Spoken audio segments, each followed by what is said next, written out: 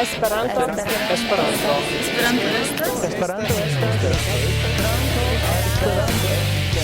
Esperanto estas.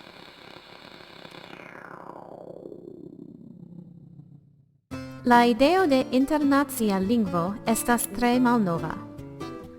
Kiam Esperanto estis prezentita fine de la 19. jarcento, ĝi simple estis plia projekto pri internacia lingvo.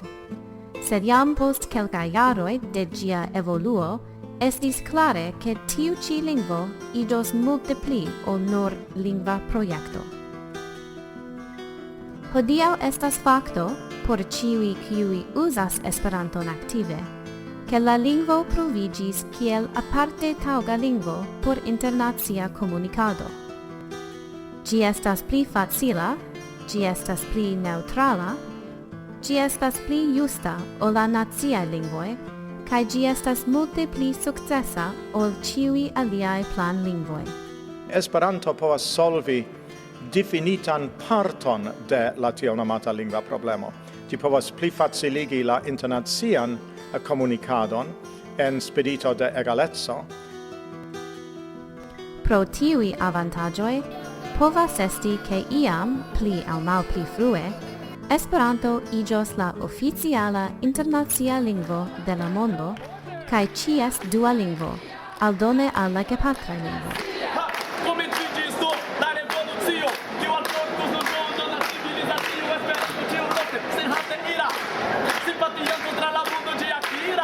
Sed revoluciaj ideoj, kiuj proponas potencŝanĝojn en la socio, ne disvastiĝas facile kaj rapide. Tio plurfoje montriĝas en la historio de la homaro. Pensu, ekzemple, pri la arabaj ciferoj. Klare multe pli facilaj kaj praktikaj ol la romaj, sed tamen nur post pluraj jarcentoj ili estis akceptitaj tutmonde.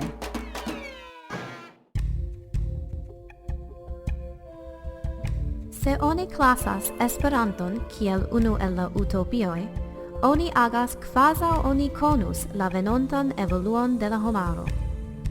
Kiel ekzemplo, kiu antaŭvidis, komence de 1989, ke la Berlina Muro disfalos tiujare? Neniu povas certe diri kiel la mondo aspektos post 20 aŭ 100 jaroj. Antaŭ 20 jaroj, interreto estis apenaŭ uzata, kaj antaŭ 100 jaroj, virinoj ne rajtis voĉdoni en granda plimulto de la landoj.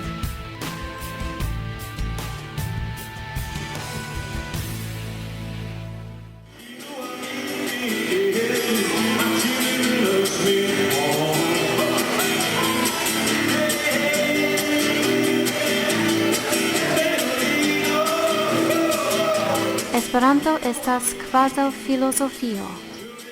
Esperanto estas respekto. Egaleco. Feliĉo. La baza ideo de Esperanto temas pri subtenado de toleremo kaj respekto inter homoj el diversaj popoloj kaj kulturoj. Komunikado ja estas esenca parto de interkompreniĝo, kaj se la komunikado okazas per neŭtrala lingvo, tio povas helpi al la sento, ke oni renkontiĝas je egalaj kondiĉoj kaj kun respekto unu por la alia. Tia respekto plena kaj interkultura komunikado espereble iam en la estonteco apartenos al la tuta homaro. Tio estas la espero de ni, kiuj kunlaboris por la realigo de tiu ĉi filmo.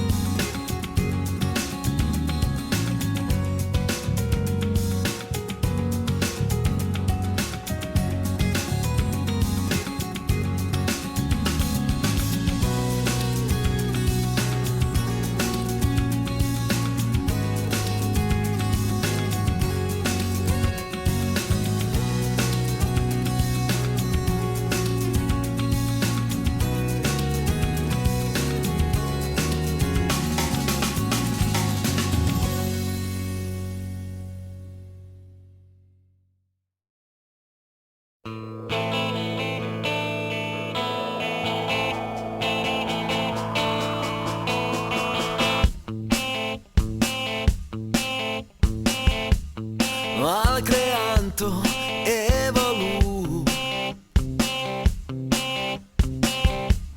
pri racconto vian revon urbon propran vi constru allo gianta donu vivon sorgo kiel pri florbit nutro per propaganda con fervoro kai cred ci cresca sal plena la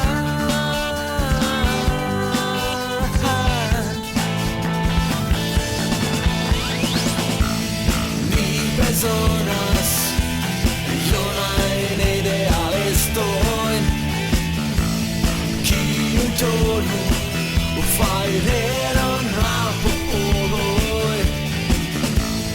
ni personas yo no en ideal estoy que un giorno fallero a popolo resa amico però le satigo per Tia maniere? Tia? Kiel vi lernis Esperanton? Forgesu pri la kamerao. Mi ne povas. Non prefere la camera. Io non pli nature se mi rigardas ŝin. Aŭ eventuale mi rigardos lin ankaŭ. Yes, por mi estis tre facila. Mi pensas ke pardonu ancora foje. Sufiĉe facile. Relative facila. Tio estis facile por vi lerni. Kompreneble. Pli for necesas, ĉu ne? Pardonon. Do denove mi ŝanĝos. Jen nia terglovo. Ne gravas kiu vi estas. Ne. Haltu. Tie mi konis du el miaj plej bonaj amikoj. Kiujn? Ne, mi ne taŭgas.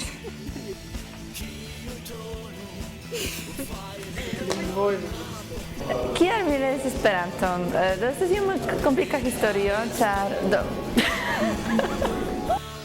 Tion mi ne diras. Tiu kombino de renkontiĝoj Cristina?